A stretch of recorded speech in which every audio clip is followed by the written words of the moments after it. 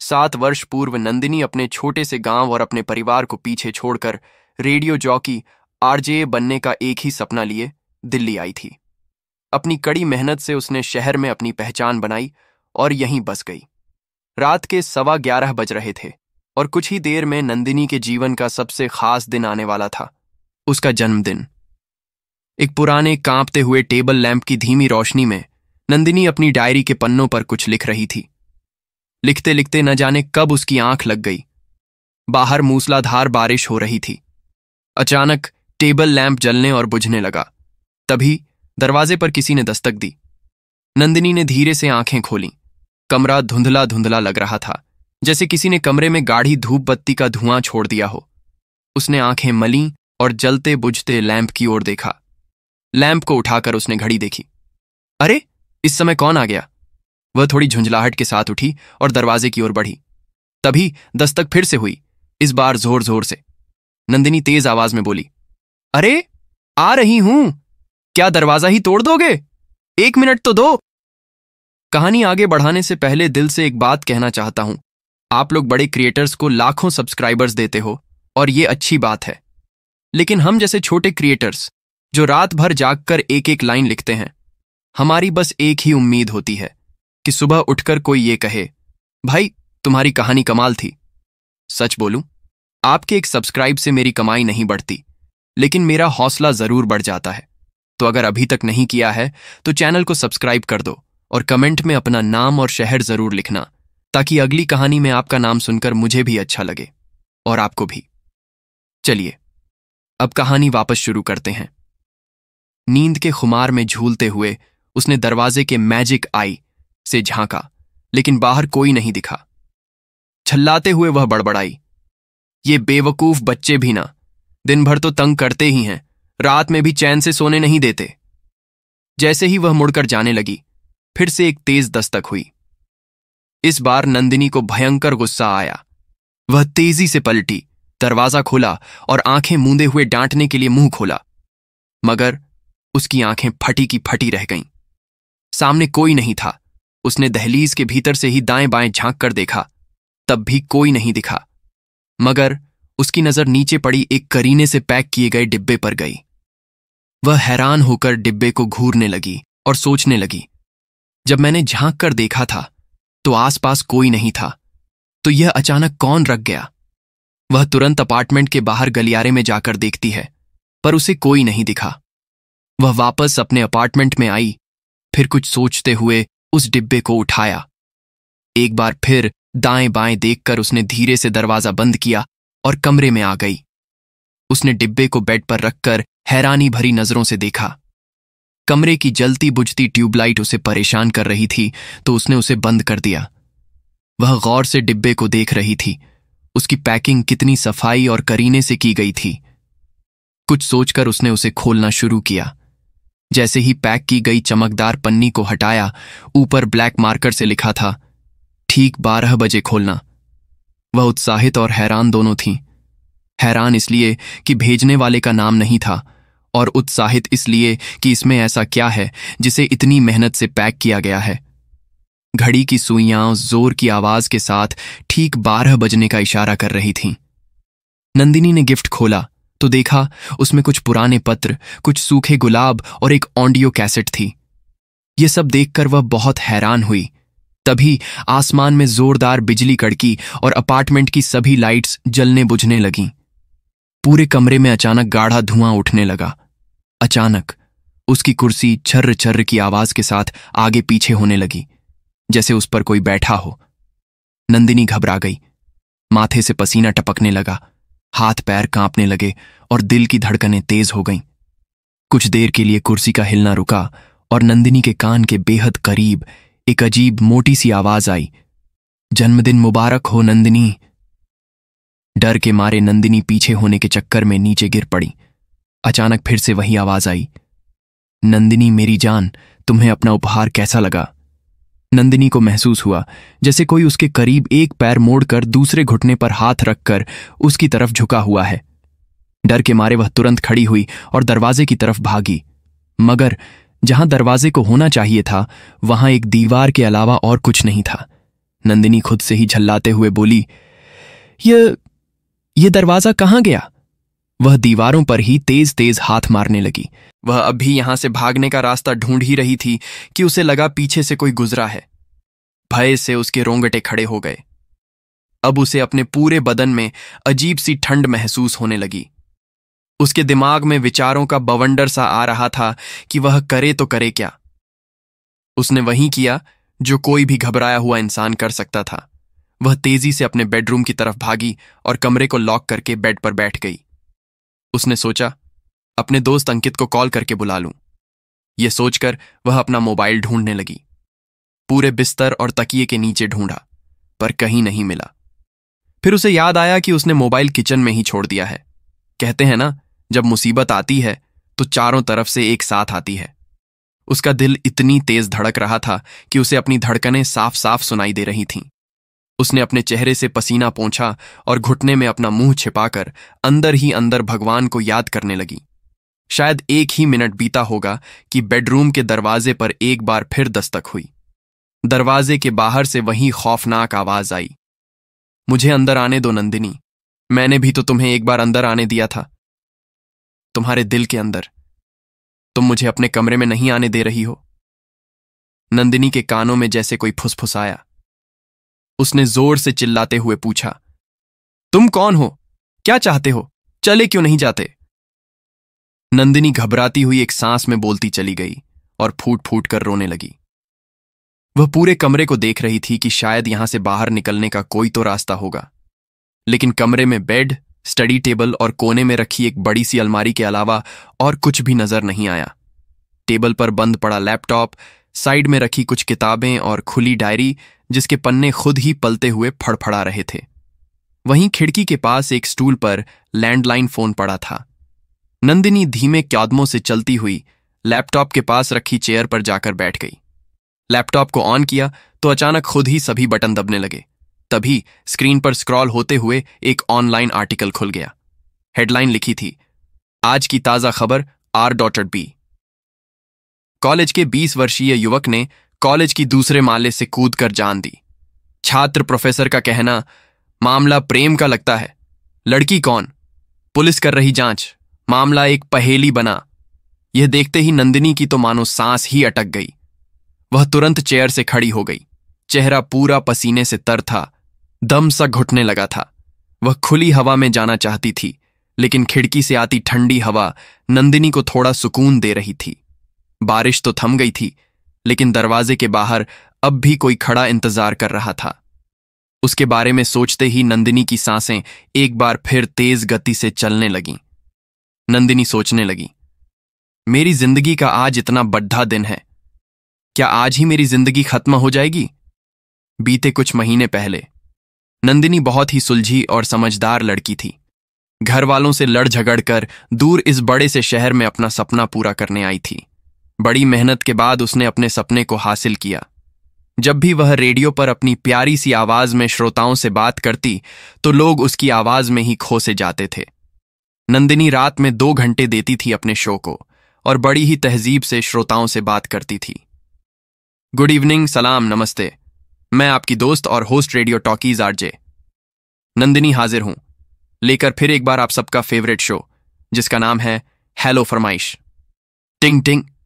Hello फरमाइश। जी बताएं, कौन बोल रहे हैं? जी, मेरा नाम राहुल मेहरा है। जी, राहुल मेहरा जी, बताइए कैसे हैं आप? जी, मैं अच्छा हूं। चलिए, अच्छी बात है। अपनी फरमाइश बताइए, कौन सा गाना सुनेंगे? फिल्म जानवर का गाना, मौसम की तरह तुम भी बदल तो ना जाओगे। वाह, बहुत ही प्यारा गाना है। लीजिए, सुनिए अपनी पसंद का गाना।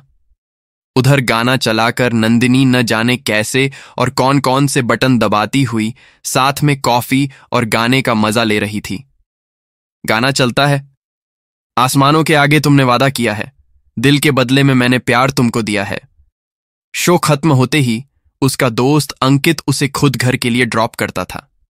धीरे धीरे अंकित का यह रोज का काम बन गया था, जाते हुए नंदिनी को लिफ्ट देना और आते हुए ड्रॉप करना। ऐसे ही धीरे धीरे दोस्ती गहरी होती चली गई। लेकिन कुछ दिनों से नंदिनी के साथ कुछ अजीब अजीब सी घटनाएं घटने लगी थीं। ऐसे ही कुछ महीने पहले की बात है। रविवार का दिन था। शाम को नंदिनी से मिलने अंकित और आन्या आए हुए थे। तीनों ने सोचा था आज घर में ही साथ में मजे करेंगे। कुछ देर तो तीनों खूब बातें करते हैं और वीडियो गेम्स खेलते हैं। तभी आन्या नंदिनी से कहती है, मैं फ्रेश होकर आती हूं। नंदिनी कहती है, मैं साथ चलूं? तो आन्या कहती है, नहीं, मैं चली जाऊंगी, तू टेंशन मत ले। आन्या बद्ध-बद्धाती हुई आगे बढ़ रही थी। अरे यार, ये घर इतना बड़ा है, पता ही नहीं चलता मैं घर में हूं या गार्डन में हूं। तभी कुछ गिरने की आवाज सुनाई देती है। आन्या का दिल जोरों से धड़क उठा। ये कैसी आवाज थी? आवाज सुनकर आन्या डर तो गई थी, पर वह जानने की कोशिश में उस आवाज के पीछे जाने लगती है। नंदिनी की आवाज से आन्या का ध्यान टूटता है।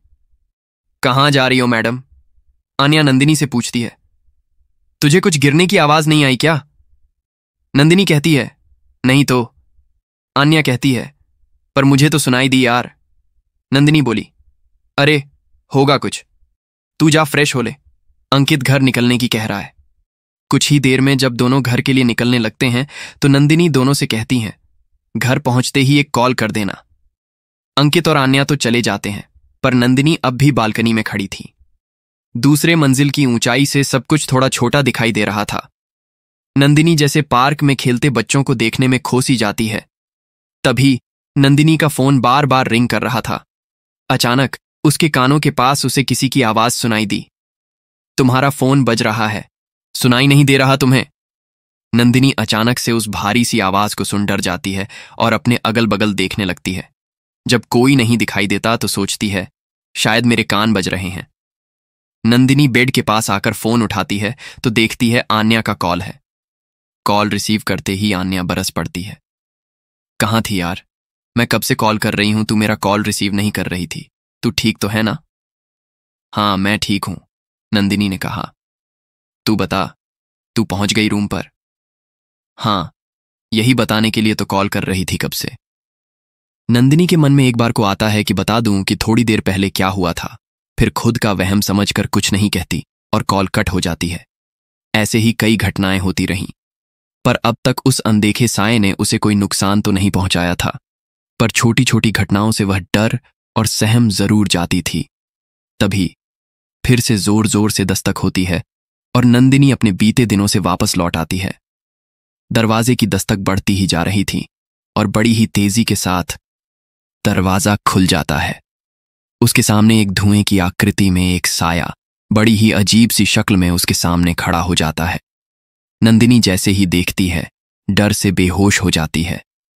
सुबह जब आंख खुली तो उसे सब कुछ नॉर्मल दिख रहा था। दिमाग पर थोड़ा जोर देने पर उसे वह सब कुछ याद आ जाता है जो उसके साथ घटा था। नंदिनी खुद को बेड पर देख हैरान थी।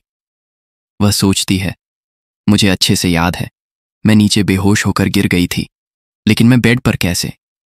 जब गौर से देखती है तो घर का हर एक सामान बहुत ही करीने से अपनी जगह रखा हुआ था। टेबल पर रखी डायरी बंद रखी थी और उस डायरी के ऊपर ही कलम रखा हुआ था। लैपटॉप बंद करके अपनी जगह पर था। कमरा जो रात तक बिखरा पड़ा था, सुबह सब कुछ ठीक ठाक था। सिरहाने पड़ा मोबाइल बार बार रिंग कर रहा था। नंदिनी चौंक जाती है मोबाइल अपने इतने पास देखकर। वह डरते हुए मोबाइल उठाती है तो अंकित का कॉल था। वह तुरंत कॉल रिसीव करती है। जैसे ही कुछ कहने वाली होती है कि सामने फिर वही साया आ जाता है और कहता है, शू शू, किसी को कुछ भी मत बताना वरना मैं उसे खत्म कर दूंगा। इतना सुनते ही नंदिनी डर जाती है, हाथ कांपने लगते हैं। कान के पास मोबाइल लगाए वह तो बस उस साए को सुन रही थी। उधर अंकित कॉल पर हेलो हेलो कर रहा था। नंदिनी चाहकर भी कुछ बोल नहीं पाई और कॉल कट हो जाता है। नंदिनी पूछती है, तुम मुझसे आखिर चाहते क्या हो? वह साया कहता है, बदला। नंदिनी कहती है, मैं तुम्हें नहीं जानती, मैंने तुम्हारा क्या बिगाड़ा है? आखिर किस बात का तुम मुझसे बदला चाहते हो? साया कहता है, नंदिनी, मैं तुमसे बदला नहीं लेना चाहता, मैं तो तुमसे प्यार करता हूं। वह इतना सुनते ही बेड से नीचे उतर जाती है और गुस्से से बोलती है, तुम्हारा दिमाग तो ठीक है। वह साया जोर जोर से हंसता है, कहता है, रेडियो से भी ज्यादा साफ और आकर्षित आवाज सामने से लगती है। नंदिनी चुप हो जाती है। तभी दरवाजे पर दस्तक होती है। नंदिनी फिर डर जाती है। उसे लगा कहीं एक और साया तो नहीं आ गया। तभी हंसते हुए साया ने कहा, डरो मत, तुम्हारा दोस्त होगा। जाओ, जाकर दरवाजा खोलो। और हाँ, याद रखना, कुछ भी मत बताना उसे मेरे और रात के बारे में। इतना सुनते ही नंदिनी कमरे से बाहर दरवाजा खोलने चली जाती है। दरवाजा जैसे ही खुलता है, अंकित पूछता है, नंदिनी, तुम ठीक तो हो ना? मैं तुम्हें रात से कॉल कर रहा हूं और तुम हो कि कॉल ही रिसीव नहीं कर रही थी। मैं कल से तुम्हें लेकर कितना चिंतित था, इसलिए अर्ली मॉर्निंग तुमसे मिलने चला आया। नंदिनी डरी सहमी सी खड़ी थी। उसे समझ ही नहीं आ रहा था वह अंकित के सवालों का जवाब क्या दे। वहीं हॉल में चेयर पर वह साया भी बैठा देख रहा था। नंदिनी ने बात घुमाते हुए कहा, मैं ठीक हूं अंकित, रात में बहुत थक गई थी, शायद इसलिए गहरी नींद में सो गई। तुम यहां तक बेकार ही चले आए। तुम इतनी चिंता क्यों करते हो मेरे लिए? अभी तुम घर जाओ, हम बाद में मिलते हैं। घबराहट में नंदिनी एक सांस में बोलती जा रही थी। अंकित नंदिनी को बस एक तक देखे ही जा रहा था। नंदिनी बेचारी उसे बाहर दरवाजे की दहलीज से ही भगा देती है। अंकित खुद से ही बातें करते हुए बोला, नंदिनी, मैं तो तुम्हें तुम्हारा जन्मदिन विश करना चाह रहा था, वो भी सबसे पहले, लेकिन तुमने तो मुझसे बात तक नहीं की। ठीक है। सोचते हुए अंकित अपने घर वापस लौट गया। इधर नंदिनी उस साय पर बरस पड़ी, बोली, आज तुम्हारी वजह से मैंने पहली बार अपने दोस्त को अपने घर में नहीं आने दिया। साया गुस्से से बोला, अच्छा, तुम्हें तुम्हारे दोस्त के लिए बुरा लग रहा है? मेरी मां का सोचो, उनका क्या हाल हुआ होगा जब उनका इकलौता बेटा घर नहीं पहुंचा होगा। उन्हें कैसा लगा होगा जब उनके बेटे पर घटिया इल्जाम लगाया गया था। उनके दिल पर क्या बीती होगी, सोचा है तुमने? इतना बोल वह रो पड़ा। नंदिनी डरते हुए बोली, तुम रो रहे हो? देखो, मैं सॉरी बोलती हूं। फिर पूछती है, तुम्हारी मां है? उस साय ने कोई जवाब नहीं दिया। नंदिनी फिर पूछती है, तुम्हारे साथ हुआ क्या था और तुम्हारा नाम क्या है? साया, मेरा नाम कबीर है, मैं भी तुम्हारी तरह दिल्ली का ही रहने वाला हूं। तभी नंदिनी का मोबाइल रिंग करता है। नंदिनी कॉल रिसीव करती है। कॉल पर आन्या थी, जन्मदिन विश कर रही थी। बोली, तुझे रात से ही कॉल कर रही थी, लेकिन तूने कोई रिस्पॉन्स ही नहीं दिया। कुछ देर तक बात करती है। आन्या उसे शायद कहीं बाहर जन्मदिन मनाने के लिए बोल रही थी, लेकिन नंदिनी मना कर देती है यह कहकर कि उसे कुछ जरूरी काम है, इसलिए वह घर पर नहीं रहेगी। आन्या को हैरानी तो हुई थी, पर किसी तरह आन्या को मना लेती है। कॉल रखकर सोचती है, क्यों न मैं और कबीर कहीं बाहर ही चले जाएं। कम से कम बाहर रहूंगी तो डर तो नहीं लगेगा। सुबह के 10 बज रहे थे। नंदिनी जल्दी जल्दी तैयार होती है। जैसे ही वह कबीर के सामने आती है, कबीर की तो नजरें ही नहीं हटती नंदिनी से। कबीर मन ही मन उसकी खूबसूरती की तारीफ कर रहा था। आज बहुत ही सुंदर लग रही है हमारी नंदिनी। दिखने में किसी हीरोइन से कम नहीं थी। सुंदर मुखड़ा, काली झील सी आंखें, तीखी नाक, गुलाबी होंठ। नंदिनी तैयार खड़ी थी कबीर के साथ बाहर जाने के लिए। कबीर अब भी उसकी खूबसूरती में खोया हुआ था। नंदिनी डरते हुए उसके सामने चुटकी बजाते हुए बोली, चलें। कबीर अपने ख्यालों से बाहर आता है और नजरें झुकाए जब चलने को हुआ कि तभी नंदिनी फिर डरते हुए बोली, कबीर, तुम मेरे साथ ऐसी लुक में चलोगे? कबीर बोला, मुझे कौन देख रहा है, सब तो तुम्हें ही देखेंगे। तभी एकदम से नंदिनी बोली, मैं देख रही हूं तुम्हें। इतना काफी नहीं है? नंदिनी दांतों तले अपनी जीभ बाहर निकाल सोचती है, ये क्या बोल दिया मैंने? और कबीर भी जब नंदिनी को घूर कर देखता है तो नंदिनी डरने का दिखावा करते हुए बोली, मुझे डर लगता है तुम्हारे इस डरावने चेहरे से। इतना सुनते ही कबीर का साया सरसराते हुए नंदिनी के अगल बगल से होते हुए गोल गोल घूमने लगता है और नंदिनी डर से आंखें बंद कर लेती है। जब सरसराने की आवाज आनी बंद हो जाती है, तब नंदिनी धीरे धीरे अपनी आंखें खोलती है। सामने बहुत ही हैंडसम सा एक लड़का खड़ा था। नंदिनी कबीर के गोल घूमकर देखती है और बोलती है, कबीर, तुम तो बहुत ही हैंडसम दिखते हो। कबीर हल्की मुस्कुराहट के साथ कहता है, हम तुम्हारे अंकित से कुछ ज्यादा ही। नंदिनी यह सुनकर पूछती है, तुम्हें जलन हो रही है अंकित से? कबीर, नहीं तो मैं क्यों जलूंगा? कौन सा मुझे सारी जिंदगी तुम्हारे साथ रहना है? तुम तो मुझे पसंद भी नहीं करती हो। इतना बोल कबीर चुपचाप बाहर की तरफ जाने लगता है। नंदिनी सोचती है, मुझे इसकी बातें इतनी प्रभावित क्यों कर रही हैं? मैं इसे ठीक से जानती भी तो नहीं हूं। तभी कबीर नंदिनी को आवाज देता है, चलें। नंदिनी का ध्यान टूटता है और घर से बाहर निकलती है। अपार्टमेंट में ही पड़ोस की गुप्ता आंटी बोली, और नंदिनी, कैसी हो? कहीं जा रही हो? नंदिनी बोली, हाँ आंटी, किसी काम से बाहर जा रही हूं। आंटी नंदिनी को ऊपर से नीचे तक घूर कर देखती है तो नंदिनी को थोड़ा अजीब लगता है। तभी नंदिनी की नजर कबीर पर पड़ी तो देखती है कबीर भी उस आंटी को घूर रहा था। नंदिनी जल्दी जल्दी दरवाजे पर ताला लगाती है और तुरंत लिफ्ट से नीचे आ जाती है। नंदिनी पूछती है, उन आंटी को ऐसे क्यों घूर रहे थे तुम? कबीर गुस्से में ही बोला, वो तुम्हें किस नजर से देख रही थी, तुमने नहीं देखा? नंदिनी, देखा था, मेरे लिए यह कोई नई बात नहीं है, अब मुझे आदत हो गई है इन सब चीजों की। नंदिनी चलते चलते बात कर रही थी। इधर जो भी उसके अगल बगल से गुजरता यही सोचता, यह लड़की बात किससे कर रही है। नंदिनी को जब महसूस हुआ कि उसके अगल बगल से जो भी गुजर रहा है उसे अजीब सी नजरों से देख रहा है तो वह चुप हो जाती है। कबीर पूछता है, हम जा कहाँ रहे हैं? नंदिनी कुछ नहीं बोलती। कबीर फिर पूछता है, हम कहाँ जा रहे हैं? तुम कुछ बोलोगी या फिर मैं खुद से ही पागलों की तरह बार बार अपना सवाल दोहराता रहूं? नंदिनी दबी सी आवाज में बोली, तुम्हें मेरे अलावा कोई नहीं कहने वाला पागल, पर मुझे पूरी दुनिया पागल कहेगी, तुम चुप करके चलो। नंदिनी एक ऑटो वाले के पास जाती है और कहती है, भैया फेज 3 चलोगे? ऑटो वाला तैयार हो जाता है चलने के लिए। नंदिनी खुद ऑटो में बैठ जाती है, पर कबीर वहीं खड़ा ट्रैफिक जाम का शोर शराबा सुन रहा था। नंदिनी ऑटो से उतरती है और दबी सी आवाज में कहती है, अब चलोगे या यहीं खड़े रहना है? नंदिनी और कबीर दोनों ऑटो में बैठते हैं और निकल पड़ते हैं फेज 3 के लिए। ऑटो में बैठी नंदिनी अपने मोबाइल में आए दोस्तों के मैसेज चेक कर रही थी और सबको मैसेज का रिप्लाई करने में बिजी हो गई। हवा के कारण नंदिनी की लटें उसके कान के पीछे से निकल चेहरे पर झूल गईं। कबीर जब ऑटो में लगे साइड मिरर में देखता है तो देखता ही रह जाता है, लेकिन फिर कुछ सोचकर अपनी नजरें इधर उधर कर लेता है। लेकिन फिर भी बार बार न चाहते हुए उसकी नजरें उस शीशे पर पड़ रही थीं।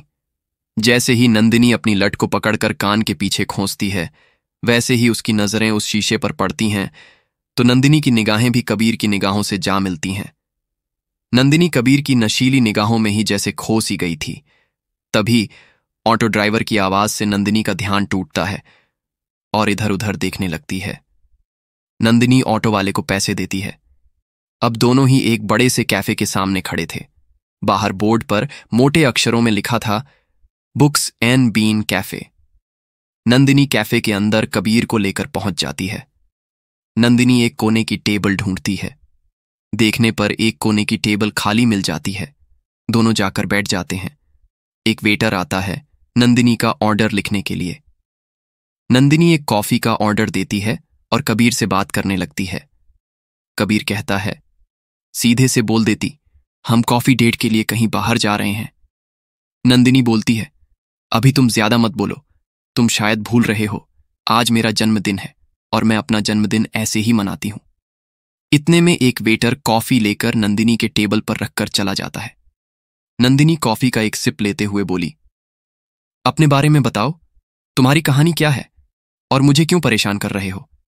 कबीर बोला, मेरी कोई ज्यादा बड़ी कहानी नहीं है। नंदिनी बोली, चलो इतना ही बता दो, तुम्हारी ऐसी हालत हुई कैसे? कबीर एकदम से बोला, तुम्हारी वजह से। नंदिनी के हाथ से कॉफी छलक गई, थोड़ी हाथ पर और थोड़ी नीचे टेबल पर गिर गई। नंदिनी कबीर की तरफ हैरानी से देखती हुई पूछती है, मेरी वजह से कैसे? कबीर की कहानी, प्यार बनाम बदला। कबीर ने बताना शुरू किया। कॉलेज का पहला साल था। 40 छात्रों की क्लास में केवल 2 छात्र हायर स्कॉलरशिप पर थे और उनमें से एक मैं था। मैं बड़ा ही होनहार लड़का था, लेकिन पिता श्रीमान रामन की मृत्यु के बाद से ही मैं अकेला अकेला सा रहने लगा था। माँ यानी मंजू जी ने बहुत संघर्ष किया। एक शॉप में अकाउंट्स की जॉब करती और शाम को टेलरिंग का काम करके किसी तरह मेरी अच्छी से अच्छी पढ़ाई कराई और फिर कॉलेज में भी एडमिशन कराया। मैं स्कॉलरशिप पर था, इसलिए फीस भी माफ हो गई थी। मैं बस यही सोचता था, कुछ भी हो, मुझे एक बड़ा इंजीनियर बनना है। पढ़ने में मैं ठीक ठाक तो था ही, पर अकेला रहना मुझे पसंद था। एक दिन रात में मैं अपनी स्टडी चेयर पर बैठा पढ़ रहा था, लेकिन एक मैथ्स का सवाल मुझसे हल नहीं हो रहा था। ब्रेक लेने और मूड फ्रेश करने के लिए पानी पिया और मोबाइल पर ईएफएम ऑन करके ऐसे ही गाने सुनने लगा। पर जब वह गाना खत्म हुआ तब एक लड़की की आवाज सुनता हूं, पहली बार। गुड इवनिंग, सलाम, नमस्ते। मैं आपकी दोस्त और host radio talkies RJ Nandini हाजिर हूं लेकर फिर एक बार आप सबका फेवरेट शो, जिसका नाम है हेलो फरमाइश। पता नहीं उसकी आवाज में ऐसा क्या था कि मैं उस आवाज की ओर ही खींचा जा रहा था। नंदिनी, यही तो नाम बताया था उसने। बार बार मैं नंदिनी का नाम दोहरा रहा था। मैं जैसे उसकी आवाज का दीवाना सा हो गया था। मैं तो यह भी भूल गया कि मुझे मैथ्स का सवाल हल करना है। मैं तो जैसे कहीं खो सा गया था। मैं जाकर बेड पर लेट गया और करवटें बदलता, और जब भी आंखें बंद करता तो कानों में उसी की आवाज गूंजती। ऐसे ही करवट बदलते बदलते न जाने कब आंख लगी, पता ही नहीं चला। अगले दिन कॉलेज की क्लास खत्म होने के बाद ज्यादातर मैं अपना समय कॉलेज की लाइब्रेरी में ही बिताता था, क्योंकि क्लास के कुछ लड़के मुझे पसंद नहीं करते थे। इसकी भी एक वजह थी। एक तो मैं गरीब परिवार से था और उस पर क्लास में सबसे ज्यादा बुद्धिमान था। प्रोफेसर हमेशा मेरी तारीफ ही करते थे। इस बात से कुछ लड़के मुझसे चिढ़ते थे, जिस वजह से कभी मुझे मारते तो कभी धमकाते थे। देखते ही देखते 2 महीने बीत गए। मैं हर रोज रात में नंदिनी का शो सुनता और कुछ अपनी भी फरमाइश करता था। धीरे धीरे मैं बदलने लगा था। जो किसी से बात करने से कतराता, वह अब सबसे बात करने लगा था। जो लड़कियों से कोसों दूर रहता था, वह अब एक लड़की से बात करने लगा था और दिल ही दिल में उसे बेहद चाहने लगा था। एक दिन ऐसे ही कॉलेज के टेरेस पर मैं खड़ा था और हाथ में एक पेपर कटिंग लिए देख रहा था। उस पेपर में एक लड़की का इंटरव्यू छपा था, जिसे मैंने एक अखबार से बड़े ही संभाल कर काट कर अपने पास लेकर रख रखा था। पहली बार मैंने नंदिनी को देखा था और मन में एक दबी सी इच्छा जाग गई कि मैं एक दिन नंदिनी से मिलकर उससे अपने दिल की बात कहूंगा। ऐसे ही काफी देर तक मैं टेरेस की ग्रिल से लगकर खड़ा खुद से ही बातें कर रहा था कि तभी नीचे से ही उन्हीं लड़कों का ग्रुप देख लेता है। उन चारों लड़कों का ग्रुप भी ऊपर ही पहुंच गया। जाते ही अमित मेरे हाथ से पेपर कटिंग छीन लेता है और रोहन से कहता है, अरे यार, टेलर मास्टर तो बड़े ही छुपे रुस्तम निकले, सबसे छिपकर किसी लड़की की तस्वीर को निहार रहे हैं।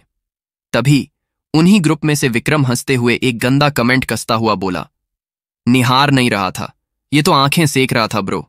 देख नहीं रहा है लड़की ने कितनी छोटी ड्रेस पहनी है। तीनों एक साथ जोर जोर से हंसते हैं।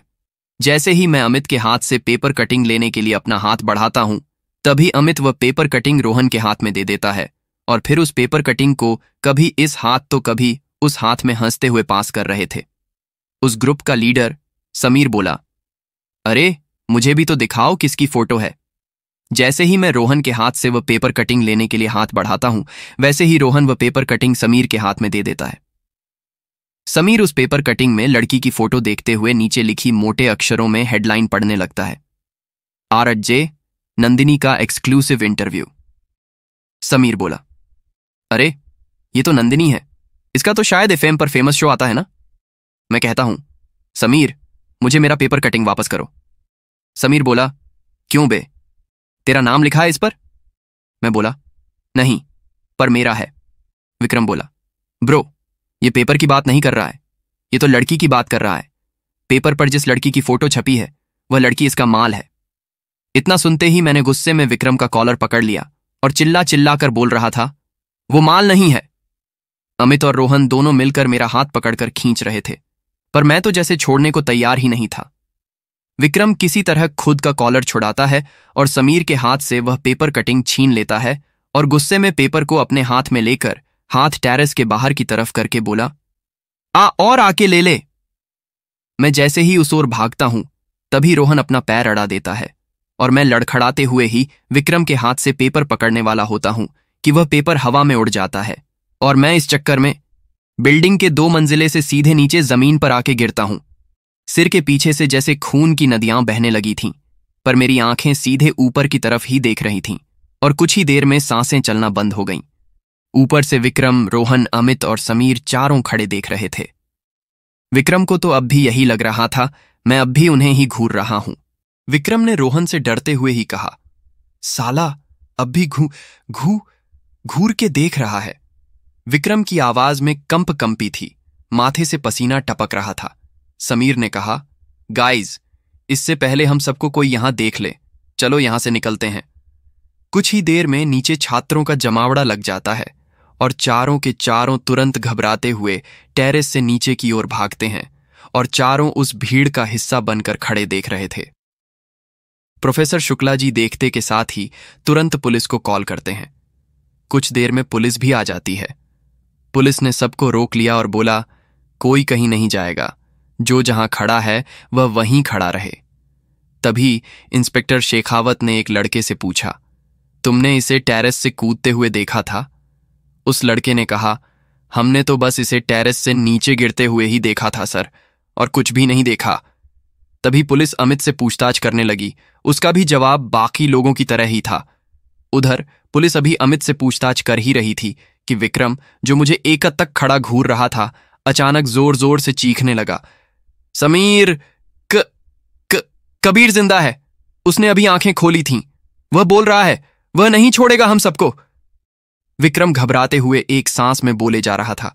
तभी समीर तुरंत उसे गर्दन से पकड़कर अपने गले से लगा लेता है और दबी सी आवाज में बोला, भाई यार, तू कर क्या रहा है? तू ऐसी बहकी बहकी बातें क्यों कर रहा है? कबीर मर चुका है। तू ऐसी पागलों वाली हरकत करेगा तो पुलिस को हम पर शक हो जाएगा। तभी इंस्पेक्टर शेखावत पूछने लगे, क्या हो गया इसे? ये इतना डरा हुआ क्यों है? समीर घबराहट में बोल पड़ा, सर, ये इसलिए डरा हुआ है क्योंकि इसने समझाया था कि किसी भी लड़की के चक्कर में मत पड़, पर पता नहीं किस लड़की से प्यार करता था। उस लड़की ने पता नहीं ऐसा क्या कहा कि कबीर ने अपनी जान ही दे दी। इतना सुनते ही इंस्पेक्टर ने उसके क्लास के छात्रों से पूछा, क्या आप में से किसी ने उस लड़की को देखा है? इतने में ही मेरी मां भी पहुंच गईं। मंजू जी जैसे ही गेट तक पहुंची, जैसे उनके कूदम उनका साथ ही नहीं दे रहे हों। हिम्मत करके धीमे कूदमों के साथ कुछ दूर चली और फिर रुक सी गईं, क्योंकि मेरे और मंजू जी के बीच ज्यादा दूरी नहीं थी। एक मां अंदर से टूटी, बिखरी सी, फिर भी अपने पैरों पर खड़ी, अपने बेटे को देखने की आस में।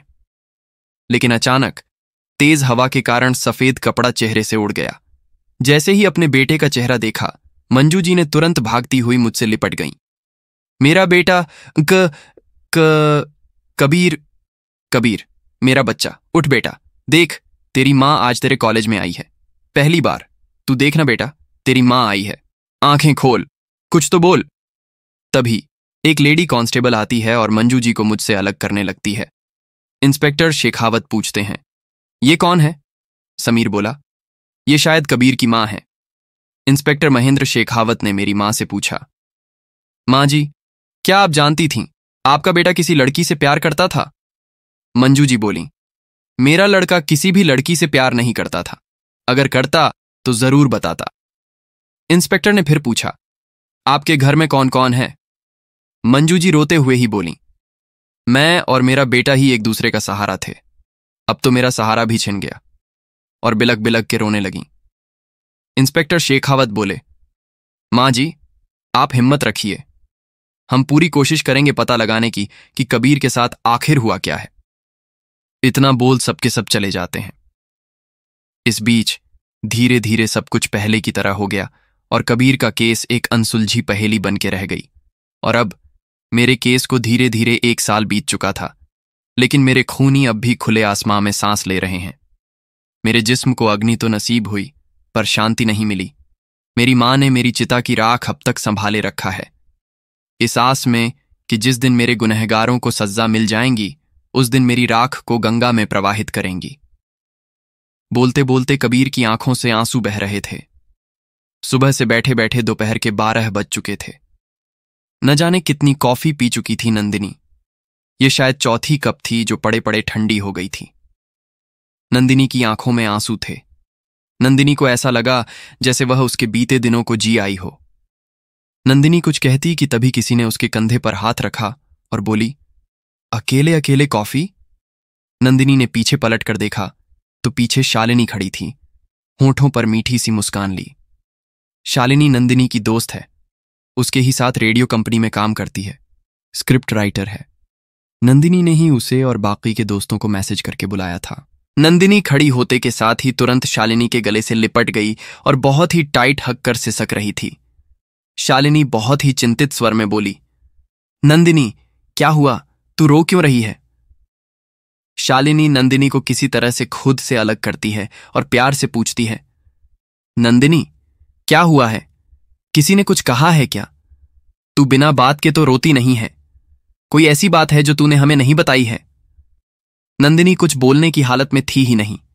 शालिनी तुरंत भाग कर जाती है, एक गिलास पानी लाती है और नंदिनी को पिलाती है और फिर से पूछती है, क्या हुआ है? नंदिनी बोली, कोई खास बात नहीं है। शालिनी बोली, कोई खास बात नहीं है, लेकिन फिर भी तू इतना रो रही है कि तेरा चेहरा लाल पड़ गया है। तू घर से निकली थी तो ठीक ठाक थी, फिर अचानक क्या हुआ? शालिनी कुछ कहती कि तभी आन्या और अंकित कुछ शब्द बोलते हुए आगे बढ़ रहे थे। आन्या, पागल सी एक लड़की है। अंकित, अपनी ही धुन में रहती है। आन्या, दुनियाओं की उसे फिक्र नहीं। अंकित, हर पल हंसती रहती है और औरों को भी हंसाती है। आन्या, अपने दम पर वह जीती है। अंकित, दिल से थोड़ी जिद्दी है। आन्या, बातों से थोड़ी कड़वी है। अंकित, किसी के लिए खास है तो किसी के लिए मामूली, वह खुद से ही कहती है। आन्या, दिल में जो भी होता है वह सब में कह देती है। अंकित, परेशान अकेले रहती है। आन्या, वह दिल का दर्द छिपाती है। अंकित, थोड़ी सी कमजोर, थोड़ी सी मजबूत, वह सबको दिखाती है। कबीर, वहां मौजूद होकर पर किसी को न दिखकर फुसफुसाते हुए, किसी के दिमाग तो किसी के दिल में रहती है। वह और कोई नहीं, मेरी नंदिनी है जो दिल बन के मेरे दिल को धड़धकाती रहती है। हाथ में केक लिए अंकित और आन्या टेबल तक आ पहुंचते हैं। अंकित ने पूछा, ओए क्या हुआ नंदिनी? नंदिनी कबीर की आंखों में देख रही थी और कबीर नंदिनी से इशारों में आंसू पोंछने के लिए रिक्वेस्ट कर रहा था। नंदिनी जब अंकित की बातों पर ध्यान नहीं देती तो अंकित उसके आगे चुटकी बजाता है और नंदिनी का ध्यान टूटता है। सामने अंकित को देखती है तो हैरान हो जाती है। नंदिनी पूछती है, अंकित तुम कब आए? अंकित को थोड़ा बुरा तो लगता है। वह मन में सोचता है, नंदिनी कभी मुझ पर ध्यान क्यों नहीं देती है? मैं सामने होकर भी इसे नजर क्यों नहीं आता हूं? बुरा तो लगा था, पर अंकित जताता नहीं है। जन्मदिन मुबारक हो नंदिनी, आन्या ने कहा और गले से लग गई। अंकित ने भी विश किया और केक कट करने के लिए कहा। नंदिनी ने केक जैसे ही कट किया तो उसकी निगाहें कबीर को तलाश रही थीं। अंकित ने कहा, नंदिनी क्या हुआ? नंदिनी अपने आंखों के इशारे से मना करते हुए ही कहा, कुछ भी नहीं। कबीर दूर से खड़ा देख रहा था और सबके साथ वह भी तालियां बजा रहा था। नंदिनी नम आंखों से अपने दोस्तों को केक खिलाती है। जब सब खा चुके थे तो नंदिनी ने इशारे से कबीर को केक के लिए पूछा। कबीर ने इशारों से ही कहा, मेरे हिस्से का तुम खा लो। और इस तरह नंदिनी का जन्मदिन उसके दोस्तों ने मनाया। कुछ देर तक बैठे रहे, फिर सब किसी दूसरी जगह निकल गए, एक लॉन्ग ड्राइव पर। मौसम बेहद खूबसूरत हो गया था, ठंडी हवाएं चल रही थीं। अंकित अपनी कार में सबको लिए एक लंबी ड्राइव पर निकल पड़ा था। घूमते घूमते धीरे धीरे अंधेरा होने लगा था। नंदिनी का मन कर रहा था कि वह कब घर चली जाए, क्योंकि कबीर जो साथ नहीं था उसके। नंदिनी मन में सोचती है, तुमसे डर के तुम्हें घर से दूर बाहर आई थी और अब तुम्हारे ही पास आने के लिए तुम्हें एक नजर देखने को दिल बेचैन हुए जा रहा है। नहीं जानती क्यों, पर इतना जानती हूं तुम बुरे इंसान नहीं हो। इंसान कहते होठों पर एक मीठी सी मुस्कान तैर गई। वह सोचती है, तुम इंसान नहीं, तुम भूत। बहुत ही प्यारे हो, डरावने हो, पर अब डर नहीं लगता तुमसे। नंदिनी खुद ही मुस्कुरा रही थी और अंकित नंदिनी को सामने मिरर में देख मुस्कुरा रहा था। तभी आसमान में बिजली कड़की और जोर की बरसात होने लगी। नंदिनी विंडो से हाथ बाहर निकाले बरसात का लुत्फ ले रही थी। अंकित, आन्या और शालिनी को ड्रॉप कर अब नंदिनी को उसके घर ड्रॉप करने के लिए निकल पड़ा। कार में दोनों ही चुप थे, लेकिन अंकित नंदिनी से कुछ कहना चाहता था। हिचकिचाते हुए वह बोलना शुरू करता है, नंदिनी, मैं तुमसे कुछ कहना चाहता हूं। समझ नहीं आ रहा मैं कहां से शुरू करूं। पता है नंदिनी, मैंने कईयों से इश्क मोहब्बत के बारे में सुना था, पर जब अपनी पर आई तो लगा इससे ज्यादा ट्विस्ट एंड टर्न्स मैंने कहीं नहीं देखा। पहली बार देखा था तुम्हें इसी लुक में, देखते ही लगा शायद मुझे तुम्हारा ही इंतजार था। जिस दिन से तुम्हें देखा था उस दिन से बस तुम इस दिल पर छाई हो। जब तुमसे मिलता तो सोचता कह दूं तुमसे दिल की बात, पर कहते कहते जैसे शब्द गले में ही अटक के रह जाते थे। अब तुम हो ही इतनी तेज और गुस्से वाली, कब तुम्हें मेरी बात पर गुस्सा आ जाए और तुम रख के गाल पर चाटा मार दो, कुछ पता नहीं था तुम्हारा। पर जब तुम्हें जाना तब महसूस हुआ तुम दिखने में ही गुस्से वाली हो, पर इतना गुस्सा तुम करती नहीं हो।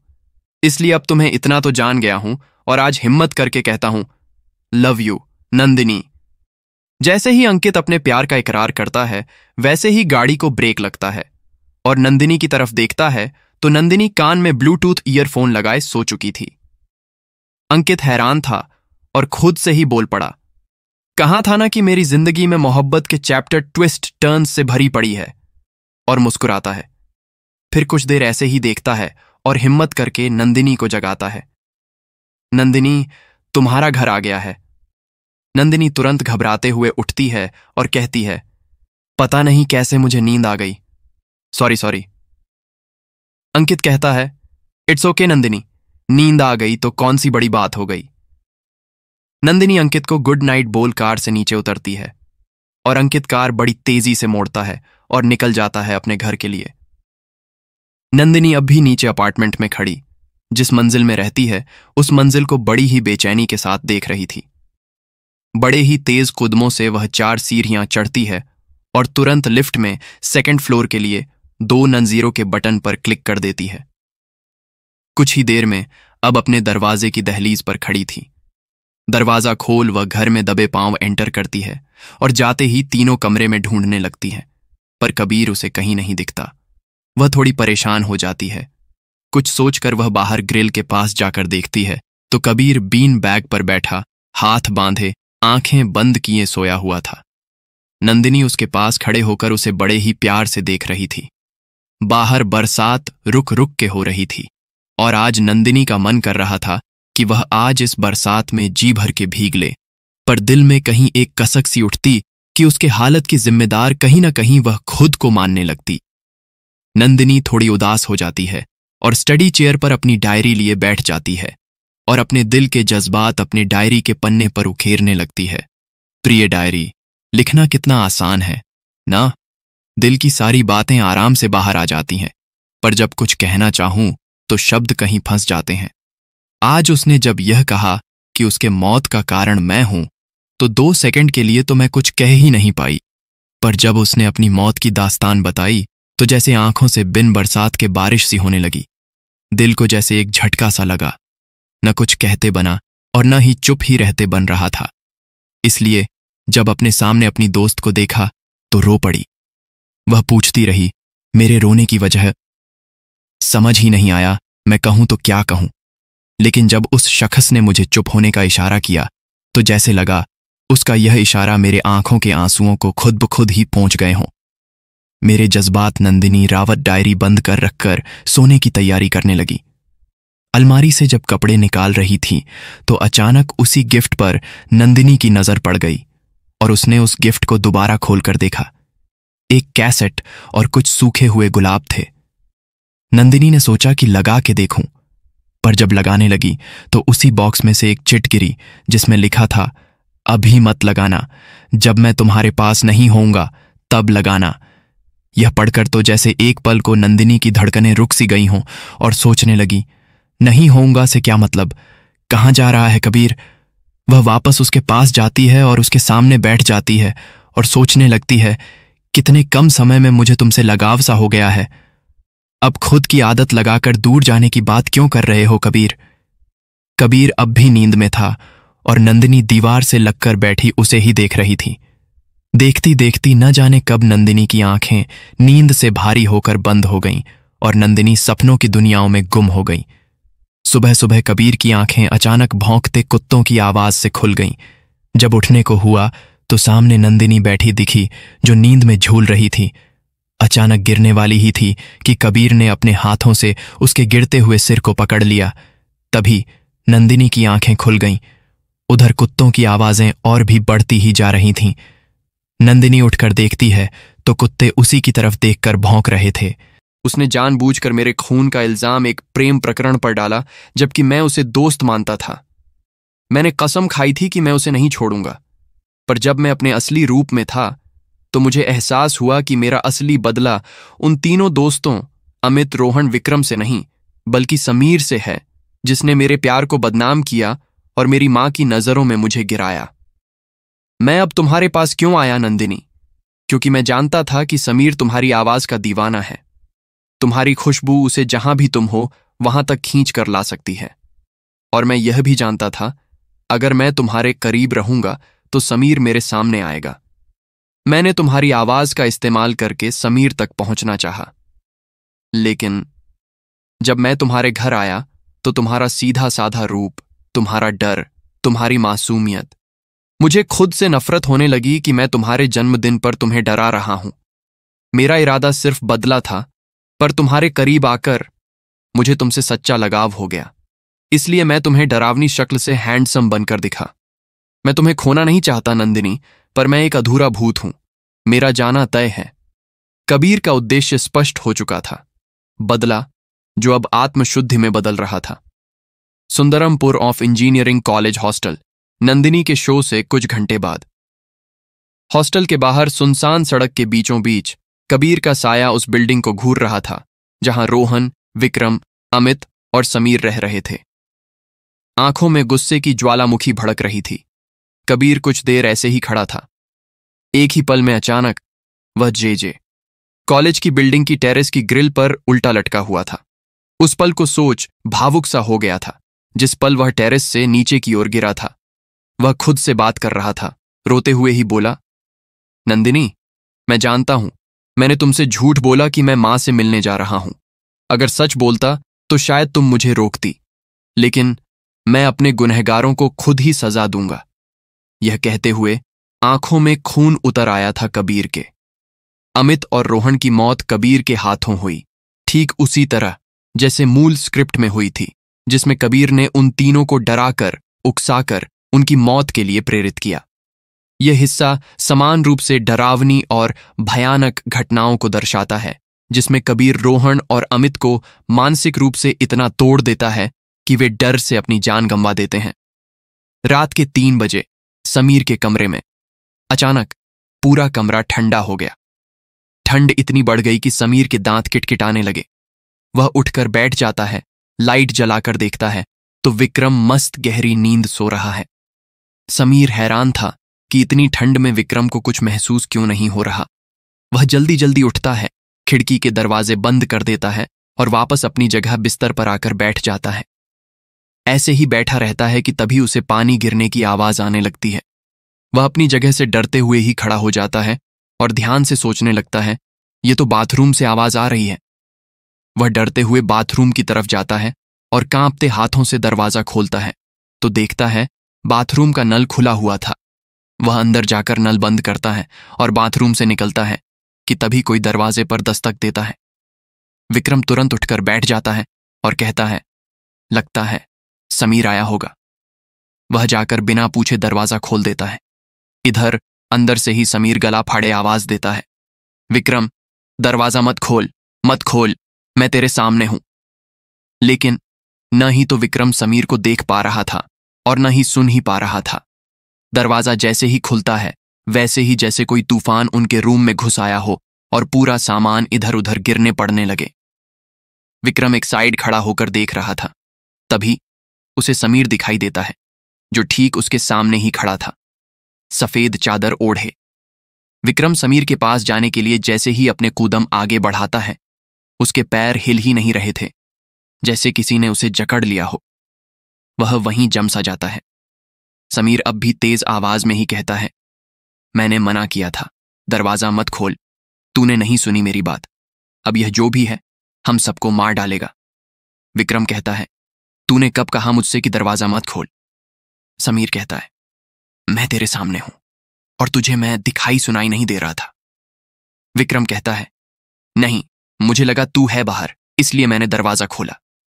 अचानक गर्मी बढ़ने लगी और दोनों ने अपने शर्ट उतार फेंका, लेकिन दोनों के पैर अब भी अपनी अपनी जगह जमे हुए थे कि विक्रम के कानों के पास वह साया जाकर कहता है, आह आह रे, टेलर मास्टर तो बड़े छुपे रुस्तम निकले।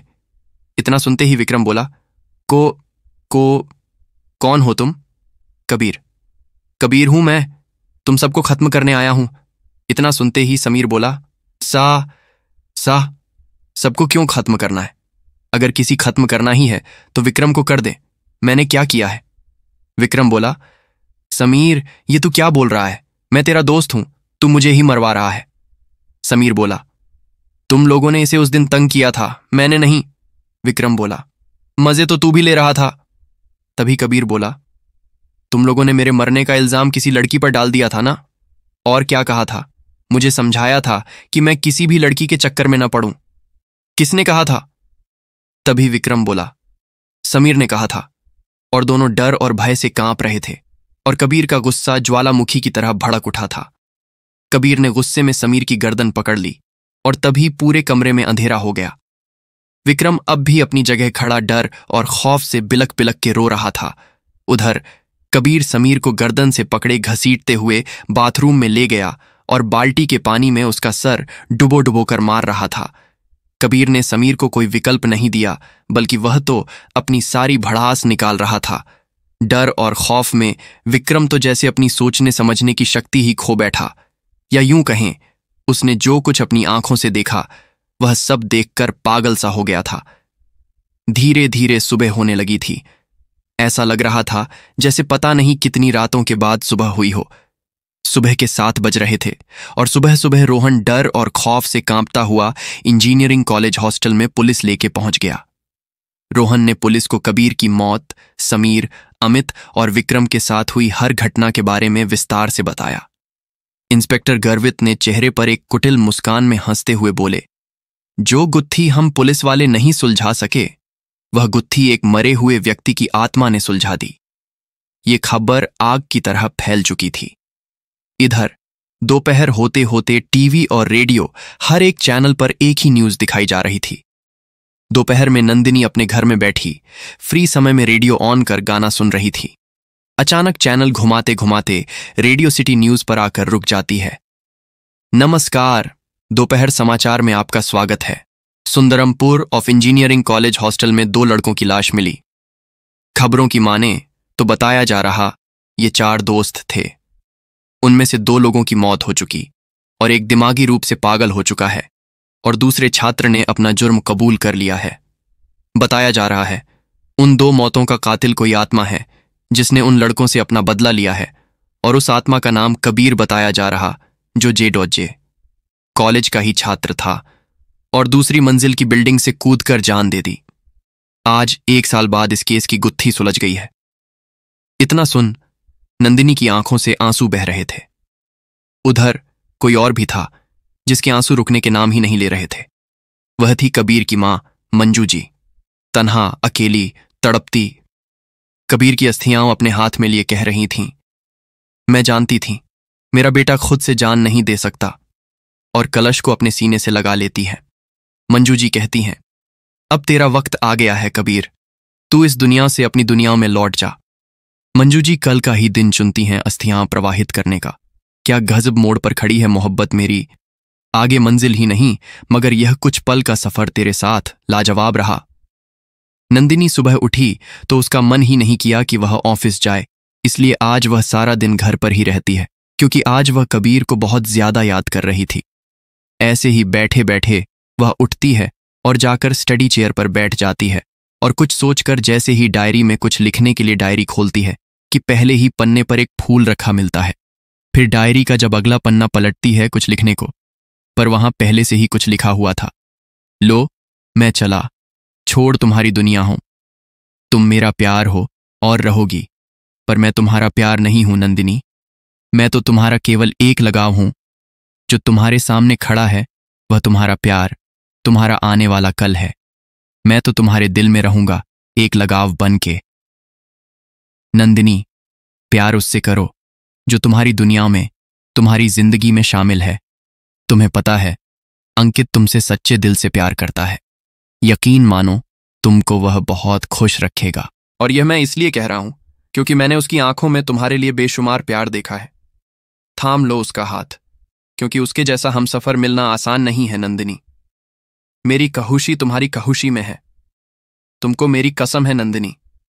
थाम लो उसका हाथ। Love you. तुम्हारा कबीर। उधर अंकित बड़ी ही बेचैनी के साथ स्टूडियो में इंतजार करता है। ऑफिस में सबको पता होता है कि अंकित नंदिनी को पसंद करता है, पहले दिन से ही। लेकिन किसी ने भी नंदिनी से इस बात का जिक्र नहीं किया था। पर आज उसने ठान लिया था, अपने दिल का हाल नंदिनी से बयां करके ही रहेगा।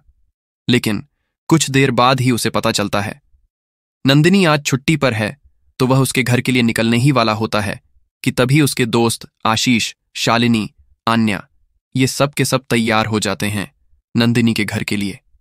इधर नंदिनी कबीर की कही बातों को सोचकर बहुत ज्यादा भावुक हो जाती है।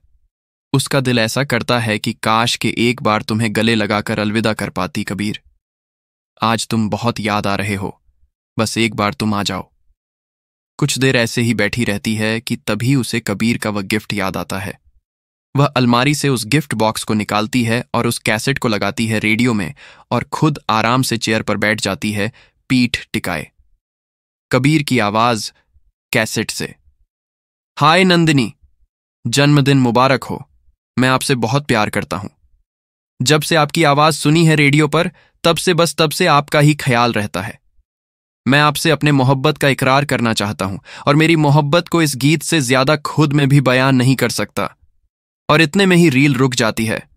नंदिनी कैसेट निकालती है और फिर से लगाती है और बहुत ही प्यारा गीत बज उठा। नंदिनी आंखें बंद की सुन रही थी और सपनों में खो सी गई। गाना शुरू होता है, मेरी नजरों को तूने सपना दिखाया, जगाया मुझे रातों में। नंदिनी उस दिन के बारे में सोचती है, कैसे उसे कबीर पूरी रात डराता रहा और परेशान करता रहा। दबी दबी सांसों में खुशबू ले आया, कभी जो न थी राहों में। नंदिनी के सामने वह मंजर घूम गया। जब नंदिनी बहुत ज्यादा डर गई थी, तो कबीर उसके बेहद करीब आकर उसे नंदिनी मेरी जान बोला था। इस बात को सोचकर आज उसके होंठों पर मीठी सी मुस्कान आ गई थी। ऐसा मेरा दिल कभी न था, जैसा ये हो गया, करामात तेरी है ये। नंदिनी के आंखों के सामने वह पल घूम जाता है, कैसे वह अपने जन्मदिन वाले दिन पूरा दिन अंकित के साथ होकर भी बस कबीर के ही बारे में सोच रही थी। और जैसे ही घर पर आई तो उसकी बेचैन नजरें सबसे पहले कबीर को ही तलाश रही थीं। यह सोचते हुए उसकी बंद आंखों से आंसू की बूंद लुढ़क कर आंखों के कोनों को भिगो रहे थे। मैं तो बस एक बार तुमको देखने को तरसूं, कहता है दिल ये मेरा। नंदिनी की आंखें बंद ही थीं, लेकिन वह कबीर को अपने बेहद करीब महसूस करती है। घुटने को मोड़े हुए उसके आंसुओं को पोंछता हुआ कबीर कभी उसके सर को सहलाता तो कभी जी भर के निहारता। जैसे ही जाने के लिए कबीर उठा कि तभी एकदम से नंदिनी उठकर कबीर के गले से लग जाती है। कबीर भी जैसे कि खुशबू को खुद में समा लेना चाहता था, दिल की धड़कन में छिपा लेना चाहता था।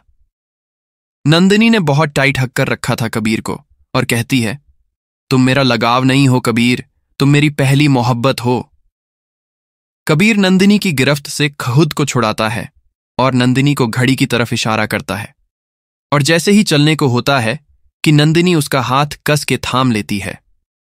पर धीरे धीरे नंदिनी और कबीर का हाथ जैसे ही छूटता है, कबीर धीमे कदमों से बाहर की ओर चल के आने लगता है और नंदिनी की आंखें एकदम से खुल जाती हैं और वह पागलों की तरह सीढ़ियों से नीचे की ओर भागते हुए आती है और अपार्टमेंट के बाहर खड़ी कबीर को इधर उधर ढूंढ रही होती है कि तभी सामने एक कार आके रुकती है। गाना कैसेट से बज रहा है, आते आते तुम ले आना, बेमौसम की कुछ बारिशें यहां। कार से अंकित उतर रहा होता है, हाथों में फूलों का बुके लिए। अंकित सीधे जाकर नंदिनी के सामने अपने घुटनों पर बैठ जाता है और उसे प्रपोज कर देता है कि तभी बड़ी जोरों की बरसात होने लगती है। पर नंदिनी की आंखें तो अब भी कबीर को ही तलाश रही थीं। लेकिन फिर नंदिनी थक कर अपनी आंखें बंद कर लेती है कि तभी उसके कानों में कबीर की कही बात गूंजने लगती है, नंदिनी, अंकित का हाथ थाम लो। और नंदिनी नम आंखों से आगे बढ़कर उसका हाथ थाम लेती है, जिंदगी भर के लिए। अंकित नंदिनी को गले से लगा लेता है। तभी नंदिनी कबीर को जाते हुए बस देख रही होती है। कबीर पलटता है तो देखता है नंदिनी की आंखें नम हो गई हैं। कबीर उसे हंसने का इशारा करते हुए ही बाय करता है और धीरे धीरे गायब हो गया। एक तारे के रूप में आसमान में समा गया। गाना खत्म होता है। मैं तो बस एक बार तुमको देखने को तरसूं, कहता है दिल ये मेरा।